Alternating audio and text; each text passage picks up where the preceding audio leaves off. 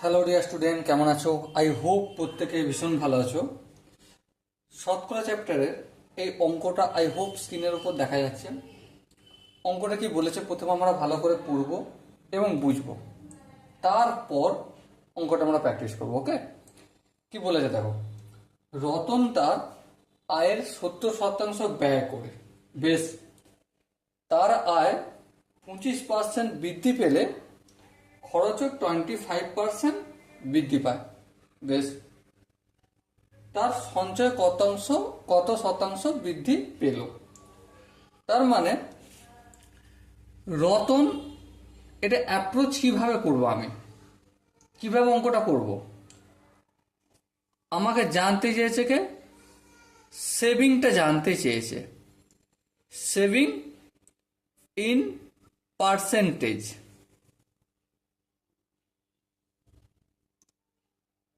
Saving in percentage এটা আমাকে জানতে চেয়েছে। বেশ, কি কি দিয়ে রেখেছে? রতনের আয় কত জানি না, তার আমি আয় ধরে নিচ্ছি কত, এক্স টাকা। বেশ, রতনের এক্স টাকা যদি আয় হয়, তাহলে সংসার খরচের জন্য বা যাই হোক রতন তার আয়ের 70% ব্যয় করে। তাহলে আয় যদি এক্স হয়, তাহলে ব্যয় কত? অবশ্যই ব্যয় পাবো। হ্যাঁ, কত পার্সেন্ট? 70%। তাহলে 70% মানে এক্স এর 70%, মানে এক্স ইন্টু 70/100। এই শূন্য কাটলো, তাহলে কি হলো 7x/10। রতনের আয় হচ্ছে এক্স, রতনের ব্যয় হচ্ছে 7x/10। বেশ, বোঝা গেল। তাহলে এখানে সঞ্চয় কত? দেখো, আমি ফার্স্ট লাইনটাই করছি, সেকেন্ড লাইনে এখনো যায়নি। সঞ্চয়টা কত? সঞ্চয় আয় মাইনাস ব্যয়। হ্যাঁ ঠিক, আয় কত, এক্স, মাইনাস ব্যয় কত, 7x/10। এটা যদি ক্যালকুলেশন করি, তাহলে ভগ্নাংশে বিয়োগ করলে 10x minus 7x equal to 3x/10। বেশ, বোঝা গেল সঞ্চয়টা। এবার দেখো দ্বিতীয় লাইনটার কাজ করব। তার আয় 25% বৃদ্ধি পেল। 25% আয় বৃদ্ধি পেলে বর্তমানে আয় কত? বর্তমানে আয় সমান কত? এক্স ছিল, হ্যাঁ এক্স ছিল। এক্স এর সাথে কত বাড়ছে? এক্স এর সাথে 25%, তাহলে এক্স এর 25%। হ্যাঁ ঠিক, এটা যদি ক্যালকুলেশন করি, এক্স প্লাস এক্স ইন্টু 25/100, এই 25 25, 4 25 হ্যাঁ, তাহলে এক্স প্লাস x/4, ভগ্নাংশের যদি ফার্দার যোগ বিয়োগ করি কি পাবো? 4 লসাগু 4x plus x equal to কি 5x/4। এটা কি? তার বর্তমানে আয়। বেশ, বোঝা গেল বর্তমানের আয়। আচ্ছা, বর্তমানের আয়ের গল্পটা করলাম, এবার নিশ্চয়ই বর্তমানের ব্যয়ের গল্পটা করব, কারণ আমাকে জানতে হবে কি সেভিং, তাই না? সেভিং বা সঞ্চয় জানতে গেলে আমাকে আয় ব্যয় দুটোই জানতে হবে। হ্যাঁ, তাহলে বর্তমানে খরচ, অতএব 25% ব্যয় বৃদ্ধি পেলে বর্তমানে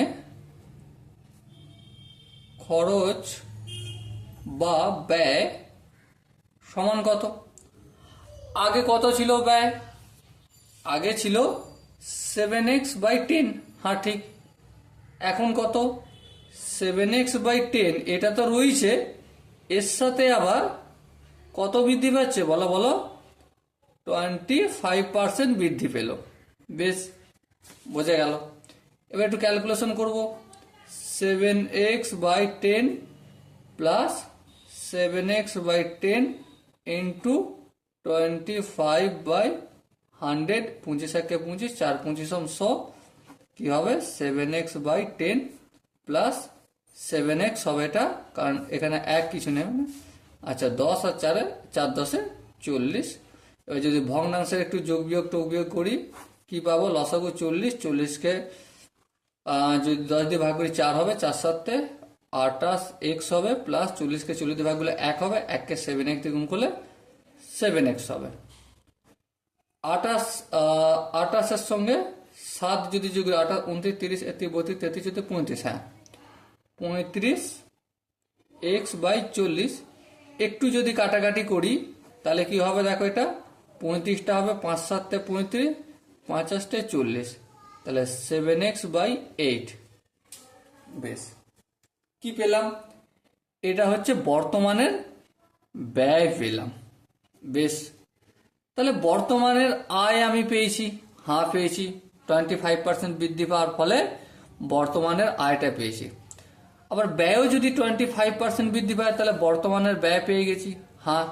তাহলে বর্তমানের সঞ্চয় পাবো, হ্যাঁ। তাহলে অতএব বর্তমানের সঞ্চয় সমান কি, বর্তমানের সঞ্চয় সমান কি, আয় মাইনাস ব্যয়। আয় সমান কত, এই যে দেওয়া আছে 5x/4 মাইনাস ব্যয় কত 7x/8। বেশ, আলটিমেট 4 আর 8 লসাগু 8 হবে, 8কে যদি 4 দিয়ে ভাগ করি 2 হবে, 2কে যদি 5x দিয়ে গুণ করি 10x হবে, মাইনাস 8কে যদি 8 দিয়ে ভাগ করি 1 হবে, 1কে যদি 7 দিয়ে গুণ করি 7x হবে। বেশ, তাহলে 10x মাইনাস 7x কত হবে 3x/8। এটা কি হলো, বর্তমানের সঞ্চয় হলো, বর্তমানের সঞ্চয়। এবারে কোশ্চেন আমাদের কি বলেছে, তার সঞ্চয় কত শতাংশ বৃদ্ধি পেয়েছে। তাহলে পূর্বে তার সঞ্চয় কত ছিল, এইটা ছিল, দেখো পূর্বের আয় মাইনাস পূর্বের ব্যয় ইকুয়াল টু পূর্বের সঞ্চয় পেয়েছিলাম, হ্যাঁ ঠিক। আর বর্তমানের সঞ্চয় কত 3x/8, হ্যাঁ ঠিক। তাহলে সঞ্চয় বৃদ্ধি কত পেল, তাহলে সঞ্চয় বৃদ্ধি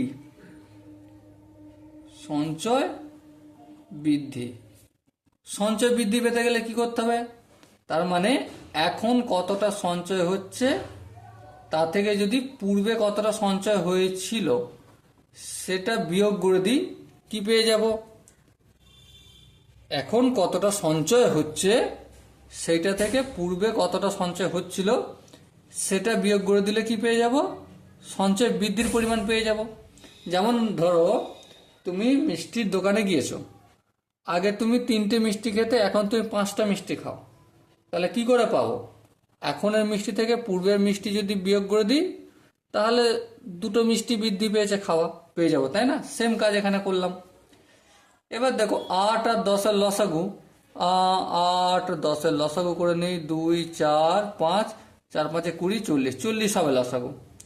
40কে যদি 8 দিয়ে ভাগ করি 5 8 40, 5 হচ্ছে, 5কে 3x দিয়ে গুণ করলে 15x মাইনাস। এবার দেখো 10কে যদি 10 দিয়ে ভাগ করবো 40কে তাহলে কত আসবে 4 হবে, 4কে 3x দিয়ে গুণ করলে 3 4 12x। ওকে, তাহলে 15x থেকে 12x বিয়োগ করে দিলে কত পাবো 3x/40। তাহলে কি পেলাম, এটা সঞ্চয় বৃদ্ধি পেলাম। এবার আমাকে কি সঞ্চয় বৃদ্ধি চেয়েছে, না সঞ্চয় বৃদ্ধি চায় না। তাহলে আলটিমেট জিনিসটা কি চেয়েছে, সঞ্চয় বৃদ্ধি চেয়েছে কিন্তু শতাংশে চেয়েছে, তাই তো, হ্যাঁ ঠিক তাই। তাহলে শতকরা সঞ্চয় বৃদ্ধি কত হলো সেটাও একটু করে দেখে নি। অতএব শতকরা সঞ্চয়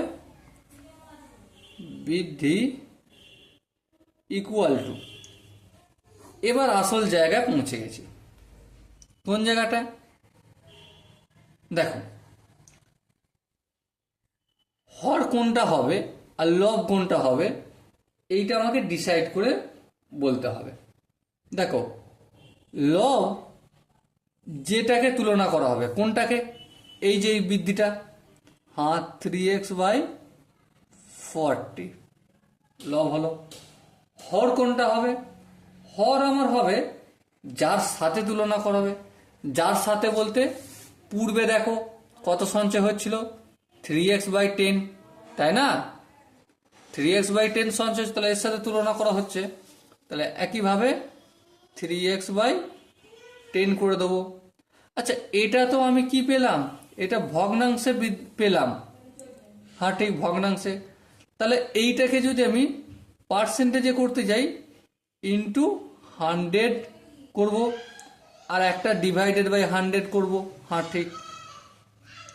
এবার দেখো 3x/40 ইন্টু, এখানে নিচেও এটা গুণ চিহ্ন করলাম, এটা ছিল ভাগ চিহ্ন, গুণ চিহ্ন করলাম, তাহলে 3x/10টা কি করে দেবো, 10/3x।